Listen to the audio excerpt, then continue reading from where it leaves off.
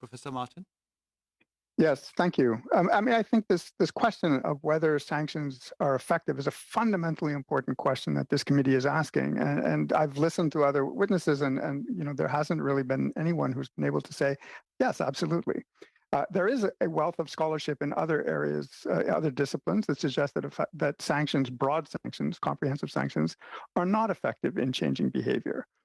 And I myself don't have the expertise to answer the question specifically on whether it has been successful, but I would like to offer a way of thinking about the question, because it strikes me that, if we think about human rights and constitutional law jurisprudence, a method of analysis which is reflected famously in the Oakes test in Canadian charter jurisprudence, is that if rights are being violated, and we know that comprehensive sanctions are causing humanitarian suffering in some cases, then the first question you ask is the objective important? And I think everybody would agree that the stated objective of sanctions is incredibly important.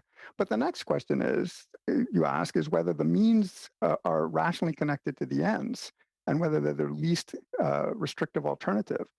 And if the government cannot establish that these sanctions regimes are effective, then it's a hard case to make that they're rationally connected, far less being the least restrictive alternative.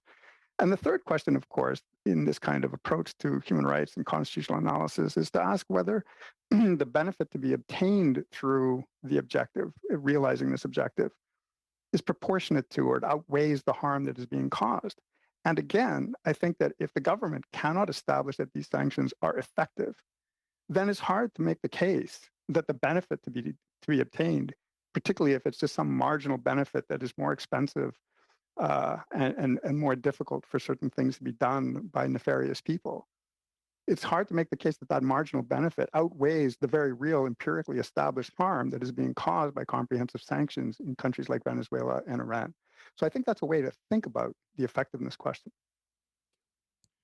Thank you